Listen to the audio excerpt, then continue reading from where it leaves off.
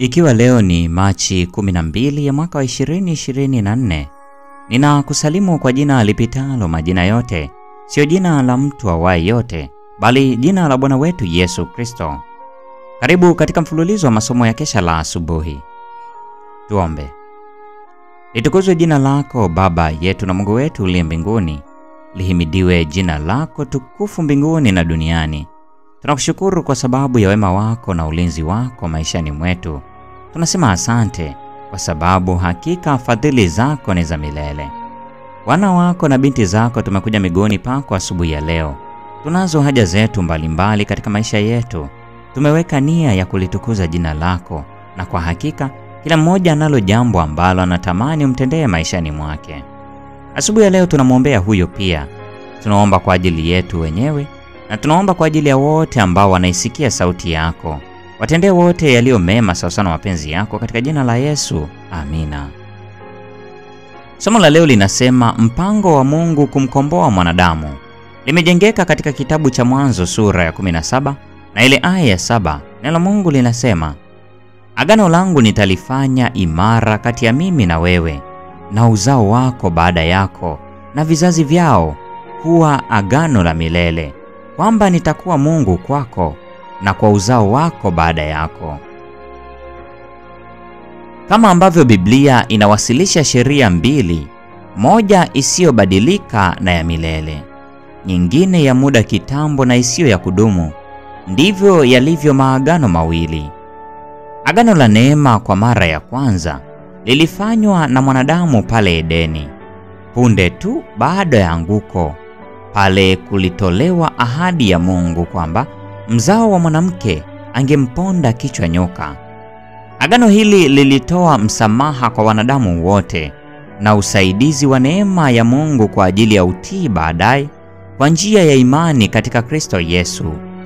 Pia iliwapatia ahadi ya uzima wa milele kwa sharti la utiifu na uaminifu kwa sheria ya Mungu. Hivyo ndivyo wazee walivyopokea tumaini la wokovu.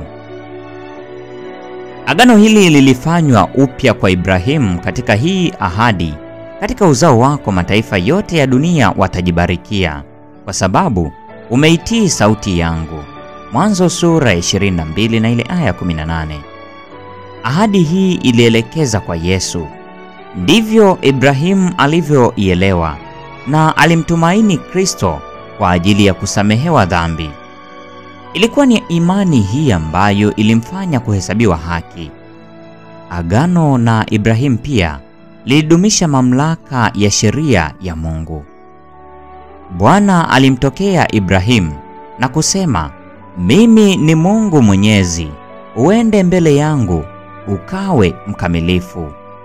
Ushuhuda wa Mungu kuhusiana na mtumishi wake mwaminifu ulikuwa huu: Ibrahimu alisikia sauti yangu, akayahifadhi maagizo yangu na amri zangu na hukumu zangu na sheria zangu. Mwanzo sura ya 17 aya ya kwanza, 26 aya ya 5.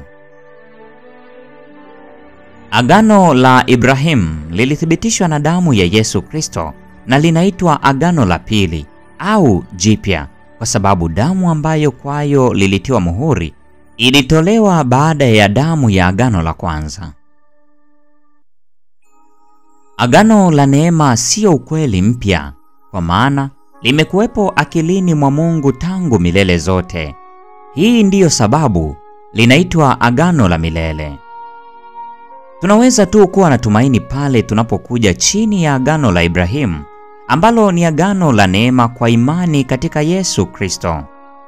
Injili iliyohubiriwa kwa Ibrahimu, ambayo kwa hiyo alipata tumaini, ilikuwa ni injili hiyo hiyo ambayo inahubiriwa kwetu leo. Ibrahimu alimwangalia Yesu, ambaye pia ni mwenye kuanzisha na mwenye kutimiza imani yetu. Hii ni Machi 12 mwaka wa 2024. Somo linasema mpango wa Mungu kumkomboa mwanadamu. Neema ya Bwana wetu Yesu Kristo, pendo la Mungu na ushirika wa Roho Mtakatifu uwe nawe sasa na hata milele. Amina. Kwa neema ya Bwana tukutane tena katika somo la kesho.